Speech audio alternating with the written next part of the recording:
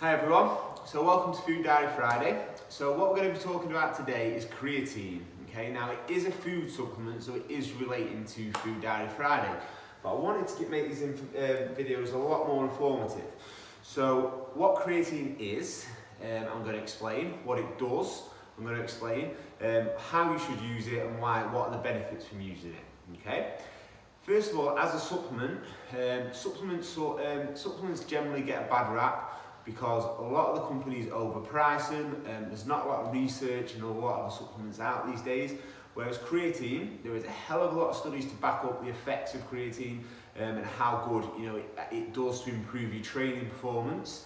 And if we improve our training performance, we improve our overall body shape, and everything is going to accelerate because we're going to perform better in the gym.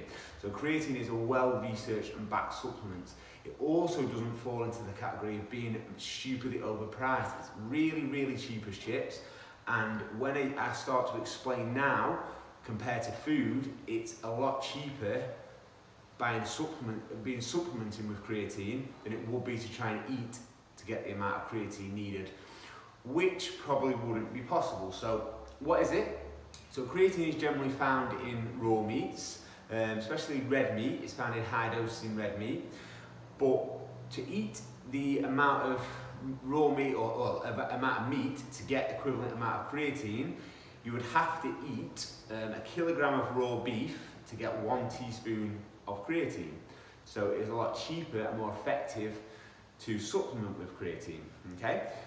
It's also when you cook your meats, then you basically gets rid of a lot of the creatine within the red meats. Okay. So we do produce creatine naturally, obviously through foods and things like that we have, but it is a lot better to supplement with it, okay? So to get the right amount, you do have to supplement it to get the most out of it. And it's so researched and so backed, it's unbelievable. So it's made up of 3 amino acids also, and our body uses 3 energy systems, okay?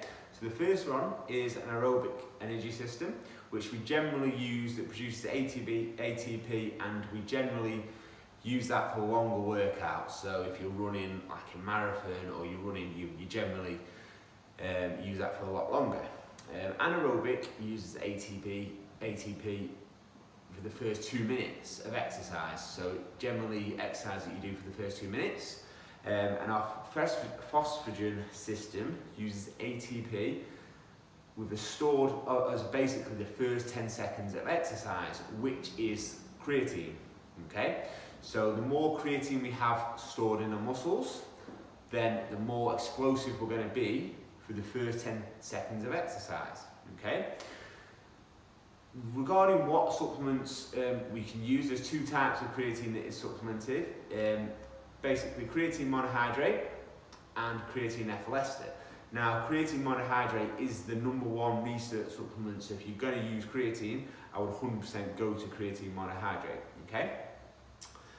I hope that explains what it is. So how do we use it? So we can consume it with water. Now if we do consume creatine, I do suggest that we do consume a lot more water because it will dehydrate us a little bit, okay?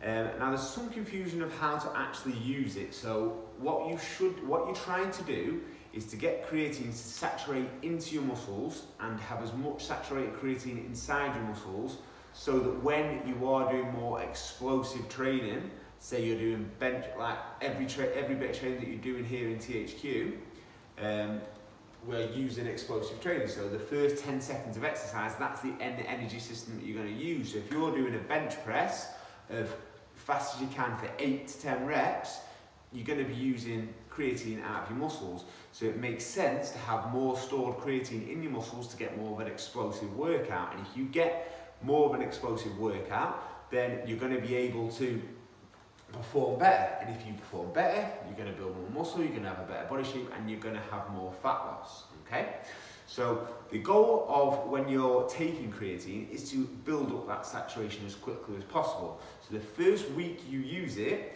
I would suggest having 20 to 25 grams per day of creatine, taken evenly throughout the day, because all the research shows that you're basically, your muscles will reach saturation regardless whether you have it, you know, before or after training. You generally just try and load up to as much as you can. It takes around about a week to reach the maximum saturation levels. So after that, you can basically maintain saturated levels with 5 grams per day. So you don't have to have as much, you load up on it, and then you just sort of maintain 5 grams a day, and that is enough to give you that constant energy system when you're in the gym. Okay?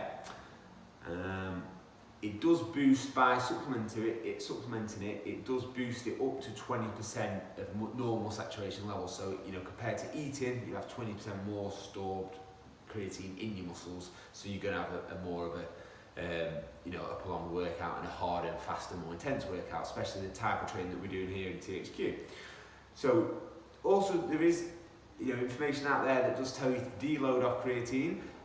From the research that I've done, and for the trusted sources that I've sort of got my information from, and personal preference to it, there's no need to deload off it, okay? There was a study that somebody did of 21 weeks with constant, you know, taking saturated muscles within creatine, no deload whatsoever, and it reported no ill health effects whatsoever, okay?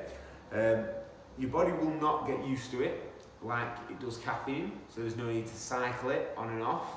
Just basically, you can do it if you just wanted to take it by just straight away having 5 grams of creatine a day, then you can eventually reach saturated levels to the maximum you can with your muscles. However, that will take up to a month. So in my opinion, I think you might as well just load up on it for that first week, reach maximum saturated levels, and then just maintain it with taking 5 grams of creatine a day, okay?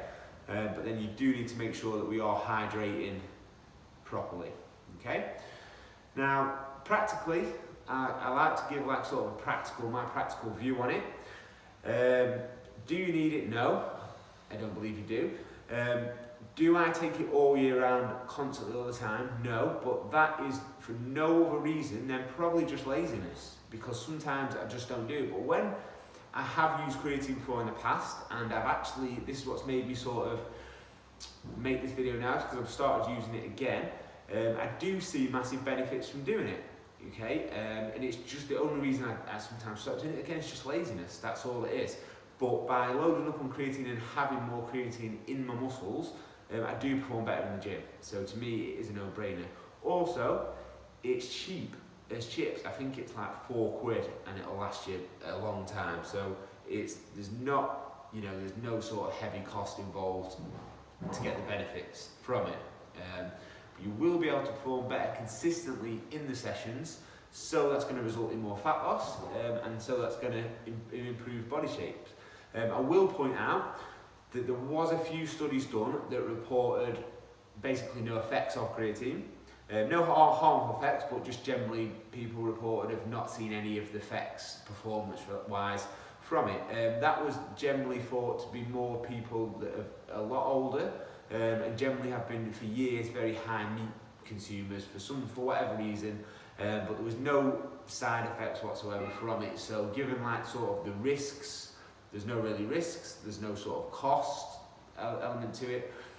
I personally think there's no sort of harm in actually trying it and seeing if it helps you perform better. I will add on that is if you do have a break of creatine, say you just stop taking it for whatever reason, you just sort of lose I suppose it's like anything really, you just get out of that pattern of having creatine, then you will always have to do that load up again on it. So you will have to have like 20 to 25 grams per day for that first week of starting again. And then as soon as you can maintain it, 5 grams a day, that's absolutely fine.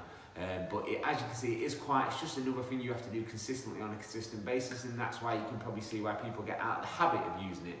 It's not as sort of advertised and as popular as what it used to be, purely for the fact that it's because it is so cheap. the supplement companies don't make that much money off it. So that's why I think that it's not sort of as popular as what it used to be, but it's probably one of the most researched and backed performance enhancing supplements there is. So I would 100% recommend it and give it a go. So that's my sort of view on creatine and the research that I've done. I've took different views over the years from different people, and this is my sort of general opinion now on creatine, and I think it's the best way to use it and get the most out of it. Finished filming the creatine video and I missed off a really important point. Now creatine does store water inside the muscle, which is a good thing because it's going to help you perform a lot better during the session. Obviously improve your body shape and increase fat loss because your performance is going to be better. So it is a good thing. However, it's a bad thing if you're really obsessed with your weight, because your weight is going to go up. It's not going to be body fat, it's just going to be water inside your muscle again, which is a good thing. It's going to help fat loss, but your weight will go up. So you do need to be aware of that. You need to not let it get into your head. But it is an important thing that creatine might make you put a bit of weight on, but it's not a bad thing at all.